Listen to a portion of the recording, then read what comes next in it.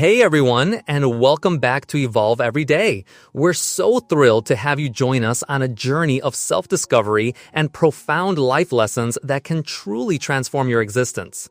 Today, we're diving deep into ancient wisdom, lessons that are as relevant now as they were millennia ago. Trust me, you'll want to stay until the very end because there are incredible insights waiting for you, little surprises that will help you unlock a more fulfilling life. Have you ever wondered about the true meaning of merit or virtue? It's a question humanity has pondered for ages. In the Diamond Sutra, one of Buddhism's most revered scriptures, there's a powerful dialogue that beautifully illustrates this very point. The Buddha once asked his disciple, the Venerable Subhuti, "Subhuti, do you think the grains of sand in the great Ganges River are many?" Subhuti replied without hesitation, "Oh, Master, they are countless, truly innumerable." The Buddha then posed another question. If someone were to donate all their wealth, an amount as vast as those countless grains of sand in the Ganges, to charity, would that be considered a magnificent act of merit? Subhuti affirmed, "Indeed, Master, that would undoubtedly be an immeasurable act of great virtue." Then the Buddha revealed a profound truth. He said, "Subhuti, there is an act of merit even greater than that. It is when you, having attained enlightenment, share even just these 4 essential verses from the Diamond Sutra with others, helping them awaken. That, my dear Subhuti, is truly immeasurable, boundless merit." So what exactly are these 4 pivotal verses? Let's explore them together. The first verse teaches us, if a bodhisattva clings to self-view, human view, sentient being view, or lifespan view, then they are not a true bodhisattva. What does this truly mean for us? It means that if we, as aspiring spiritual beings, are still caught in the trap of perceiving an unchanging self, our ego, our personal opinions, our subjective take on who we are, we're missing the point. Human view is when we constantly judge and categorize others based on their appearance, their personality, or their perceived abilities. We create these mental boxes. Sentient being view refers to our tendency to discriminate, to draw lines between different species, social statuses, or even economic classes. It's the us versus them mentality. And lifespan view is that deep-seated clinging to the idea of immortality, that desperate desire for our legacy to last forever, to leave an indelible mark. These 4 views encompass every single form and illusion we encounter in this world. If we remain entangled in them, if we hold on to these attachments, we simply cannot realize our true enlightened potential. We, as human beings, suffer endlessly, caught in a cycle of rebirth, precisely because we cling to these small, limiting thoughts. To break free from this cycle, we must dismantle our attachment to these views. Only when we transcend them will our anxieties and afflictions immediately dissolve, leaving us with profound peace. Moving on to the second powerful verse, those who seek me by sight or pray to me by sound are walking a misguided path and will never truly see the Tathagata. This is a powerful reminder that true spiritual connection isn't about external rituals or superficial devotion. Think about it. How many people light incense, bow down in temples, or chant prayers without their hearts truly being in it? It's like going through the motions, and the sutra tells us that's ultimately futile. If the Tathagata, which here represents ultimate truth, our higher self, the awakened nature, truly resides within your heart, you will perceive it at any moment, in any circumstance. But if it's absent from your inner world and you relentlessly seek it only in external forms, in outward displays, you will never find that genuine resonance. This verse urges us to turn inward, to embark on that journey of self-discovery. When you're facing life's toughest challenges, remember this. Ultimately, only you can save yourself. Only you can uncover the answers that truly resonate with your soul. Others can offer wisdom, guidance, or a fresh perspective, but the final decision, the path forward, must always come from your own inner knowing. At the same time, this doesn't mean isolating ourselves. When we strive for personal growth and spiritual advancement, it's crucial to seek guidance and learn from others. We shouldn't shy away from the world, thinking we can achieve enlightenment alone in a vacuum. It's a delicate balance, isn't it? The third verse offers another profound insight. All forms are illusory and unreal. If you perceive that these forms are not reality, then you will see the Tathagata. This means that everything we perceive through our senses, every form in our world, is fundamentally transient, fleeting, and not truly fixed. When we can truly grasp that these forms are not ultimate reality, that they are not inherently what they seem, that's when we begin to truly see the Tathagata. Here, Tathagata isn't referring to a person, but to our innate capacity to see the genuine, underlying nature of all things, all phenomena. Once we can penetrate through the superficial layers and perceive the deeper truth, that's when true awakening begins to unfold within us. The things we observe externally are temporary. They are not the ultimate truth. This isn't to say that people or objects don't exist, but rather that everything is a manifestation of our own consciousness, our own mind. If we can maintain our authentic, original mind as we observe these external manifestations, we won't be fooled or entranced by them. Think about someone you deeply care for, someone you hold close to your heart.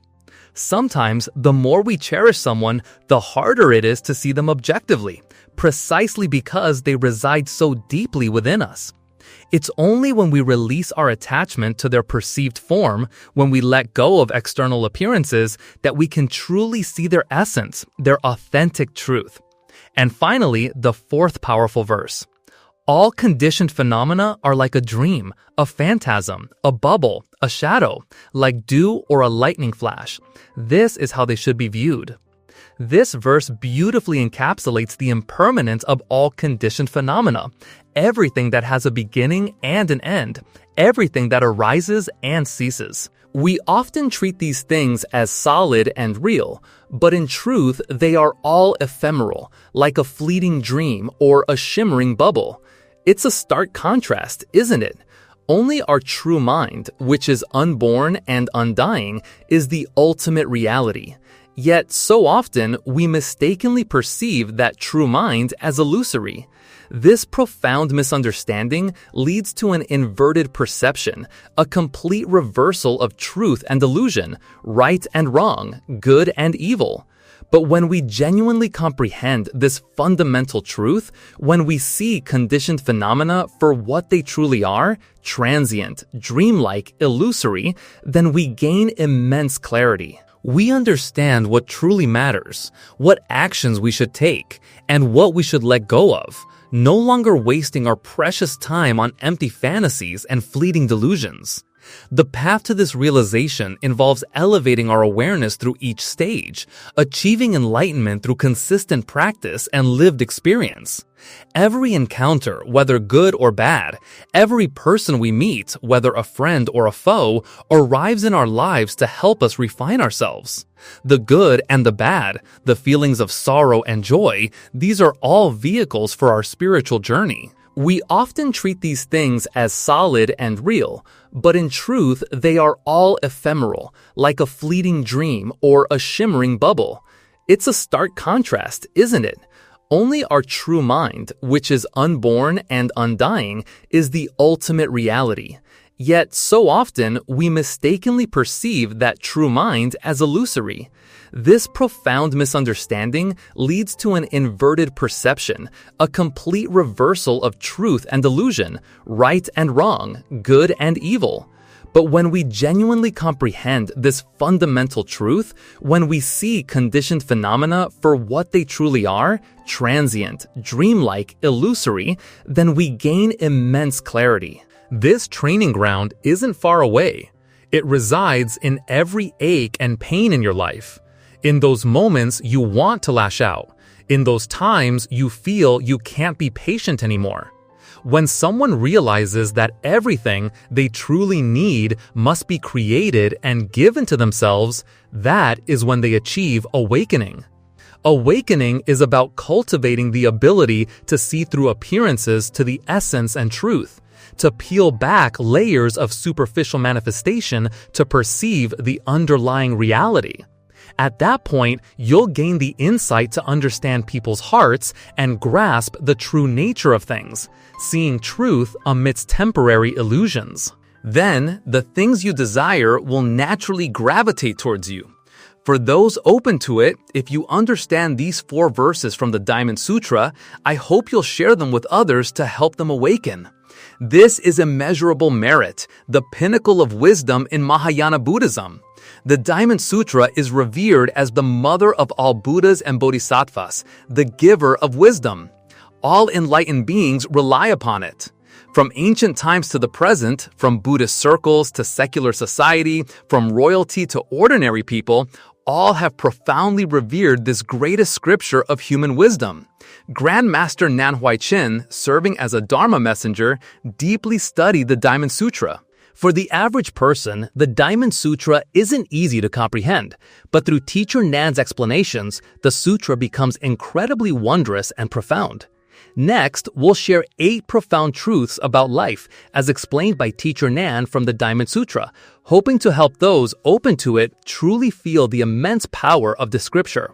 Truth number 1. Your inner state determines your outer circumstances. When someone truly awakens to the path, they no longer hold a fixed concept of time. The Diamond Sutra teaches, the past mind cannot be grasped, the present mind cannot be grasped, the future mind cannot be grasped. Time is merely a relative concept. In reality, a myriad of years can exist in a single thought, and a single thought can contain a myriad of years. There is no ancient or modern, no coming or going. As an ancient poem states, the wind and moon know no ancient or modern, but emotions themselves vary in depth. The sun, the moon, the wind, the mountains, the rivers, they remain ever the same. The sky and clouds that people saw in ancient times are the very same sky and clouds we see today, and what people in the future will also behold. Yet our emotions upon witnessing these scenes differ profoundly. A joyful person sees beauty and feels happiness, while a sorrowful person feels sadness looking at the exact same scenery. All these perceptions are entirely self-created by each individual state of mind. Whether it's Confucianism, Buddhism, Taoism, or any other spiritual tradition, all human cultivation methods revolve around 3 simple words: master your mind. Take good care of your thoughts. Every time a thought arises, you need to observe and control it carefully.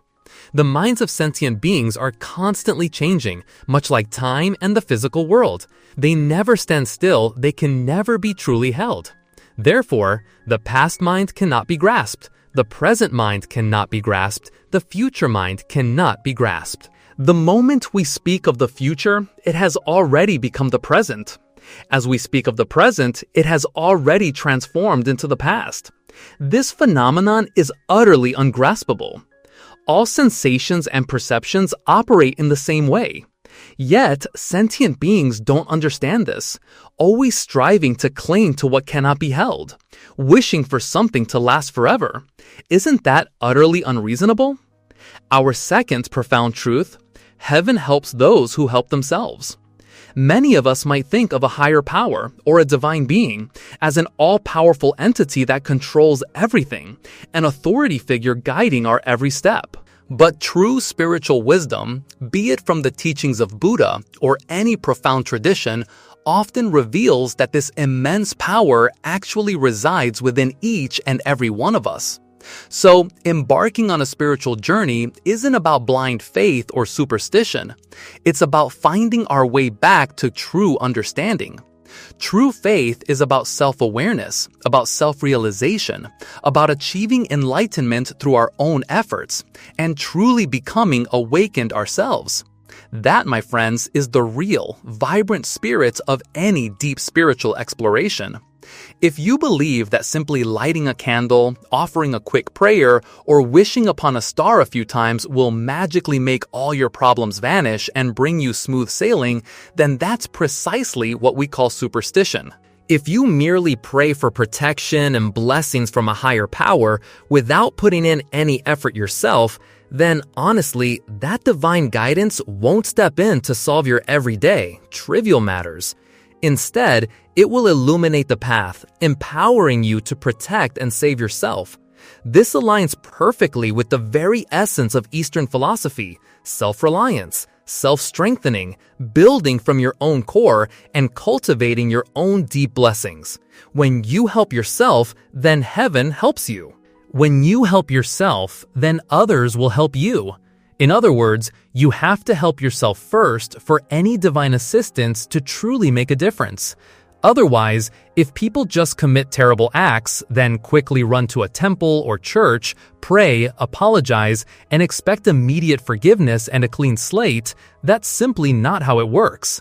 True transformation requires genuine effort from you. Our third profound truth: the mind is like a polished mirror, and life is but a dream. Imagine the awakened mind, or our deepest spiritual essence, as a perfectly clean, polished mirror. It's always clear, free from subjective biases, never judging or condemning. When an event occurs, the mirror simply reflects it. When joy, sorrow, anger, or hatred arise, the mirror reflects those emotions.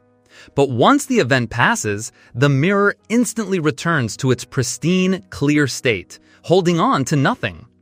The great Song Dynasty poet Su Dongpo, a devoted student of Zen, crafted poetry that reached profound depths, harmonizing beautifully with Buddhist philosophy. He penned a famous line: "People come like autumn leaves, signaling change. They depart like a spring dream, leaving no trace." What a beautiful, poignant image, isn't it? Everything, once it's gone, is just like a spring dream. You know how in spring, people often sleep more, dream more?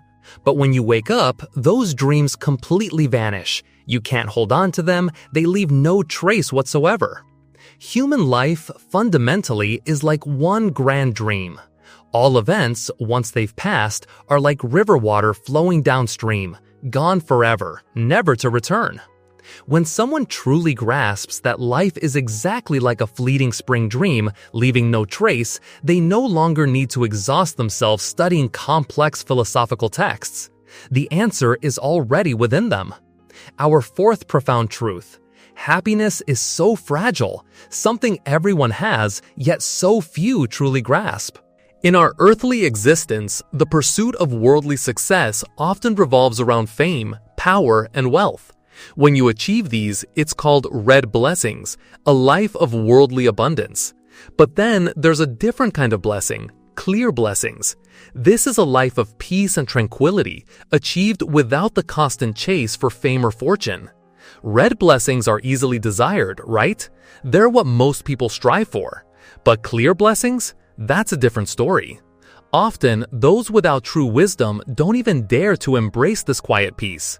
When people reach old age, they should ideally be able to enjoy these clear blessings. Yet, the vast majority find themselves suffering. Why? Because when there's no longer work to be done, they simply don't know how to live well. Many, at the very moment they could finally embrace this peaceful existence, inadvertently create their own sorrow, falling into negative thought patterns that can even lead to illness. They fear loneliness, they fear the emptiness of not having anything to do, and they don't know how to simply be and continue living. So instead of enjoying a serene, comfortable retirement, they inflict suffering upon themselves due to this profound sense of emptiness. So what exactly is true blessing, true fortune? It's a state of pure tranquility, a wu-wei kind of peace, a soul unburdened by worries or attachments. It's a state beyond happiness and beyond suffering, beyond gain and beyond loss, beyond honor and beyond shame. It's the ultimate peace, not distinguishing between opposing forces, but maintaining absolute inner serenity. That is the highest blessing. Everyone has moments of happiness. Everyone has periods of leisure and peace.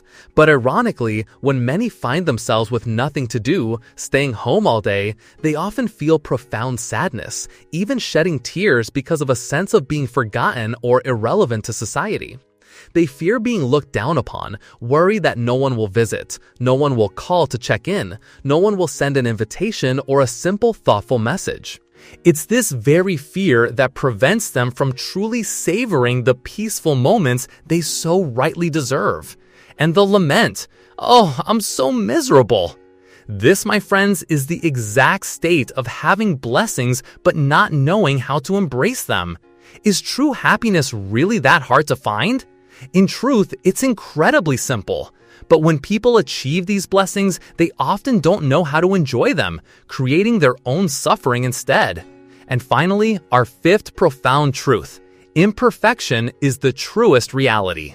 In this flawed world we inhabit, no one can ever achieve a truly perfect life. Spiritual traditions often speak of this earthly realm as a world filled with imperfections. Therefore, embracing a little imperfection is actually a good thing, even a necessary one. Towards the end of his life, the esteemed Chinese statesman Zheng Guofan profoundly understood this. His study was famously named Chu Kuegzai, which beautifully translates to the studio for seeking imperfection. Can you imagine? He believed that if everything were too perfect, it would become terrifying. He wanted to retain a little imperfection because in this world, those blessed with great fortune often lack wisdom, while those blessed with great wisdom often lack worldly fortune. Those who are broadly learned and deeply knowledgeable often have a thinner fortune, while those who are incredibly lucky in their destiny often possess less intellectual wisdom. It's a natural give and take. You gain on one side and lose on another. That, my friends, is the profound, beautiful, and sometimes challenging law of nature itself. Truth number 6. Truth is formless. Think about electricity. When you flip a switch, powering a lamp or a fan, electricity flows through the wires. We can't actually see that electricity, can we? But we certainly feel its presence in the light and the breeze it creates. It's there, yet unseen. Electricity doesn't truly come or go. It simply is, always present, yet manifesting as if it arrived or departed. It neither generates nor ceases to exist in its fundamental nature. This, my friends, is similar to what Buddhist teachings refer to as the Tathagata, the true, inherent nature of our minds, the profound wellspring of our being. Buddhist scriptures refer to these manifestations as forms or mind forms, which are simply the states that arise when our mind nature begins to function and express itself. So what the scriptures describe are not the ultimate truth itself, but rather these temporary, phenomenal manifestations. When we engage in spiritual practice and reach a certain state, our minds become profoundly still, like the vast emptiness of space, seemingly undisturbed.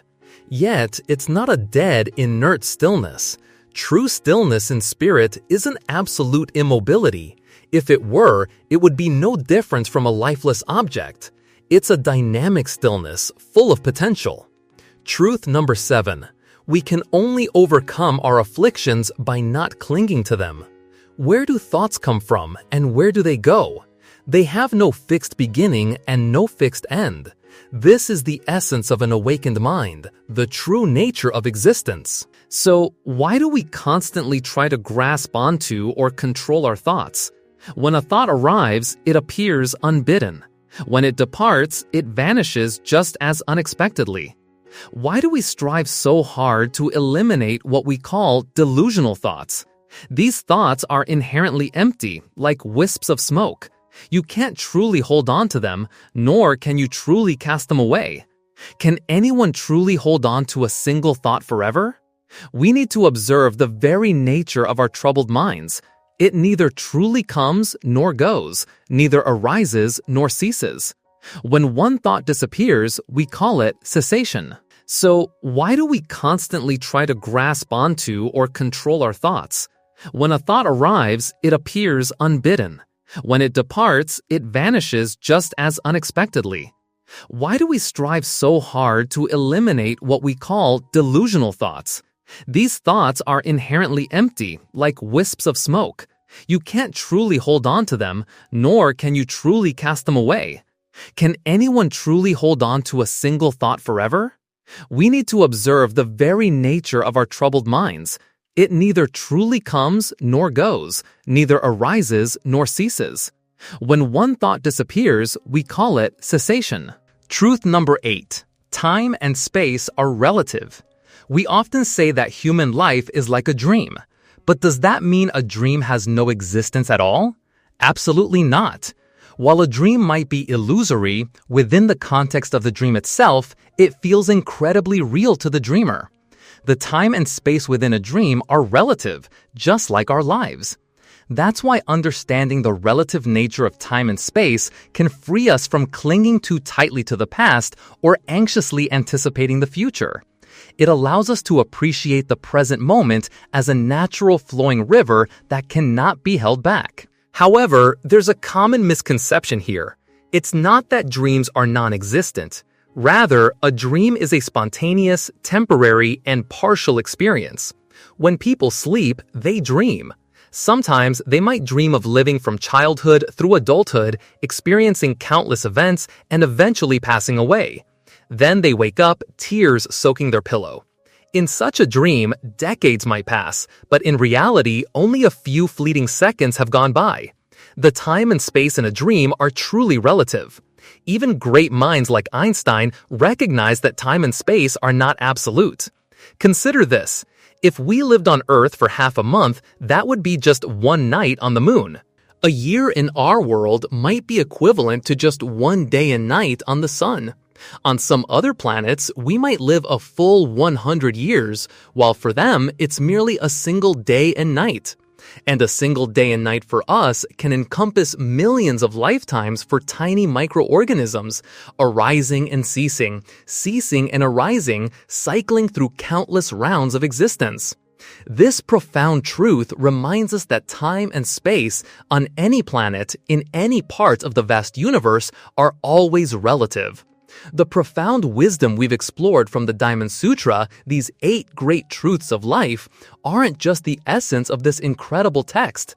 They are a guiding light on our own path of spiritual practice. Right from the very beginning of the Diamond Sutra, the Buddha sets an exemplary standard for all of us. He meticulously put on his robes, carried his alms bowl, and went out to seek food. After eating, he personally washed his muddy feet. Then he found a spot, arranged his seat carefully, dusted it off, and sat down with perfect composure. No one prepared anything for him. He did it all himself. True spiritual practice, as the Diamond Sutra explains right from its opening, is simply this: living a decent life, acting with sincerity, refraining from evil, and diligently doing good. That, my friends, is what it truly means to evolve. Thank you so much for staying with me until the very end of this journey. If today's insights have brought any value or clarity to your own path, please consider hitting that like button. It truly helps me know that this content resonates with you. Every share is an act of boundless merit. I wish you peace and clarity on your quest for truth amidst this often chaotic world. May the light of wisdom illuminate your path forward, guiding both you and me to find our own tranquil haven. And don't forget to share your thoughts and reflections in the comments below. We'd love to hear what resonated most with you.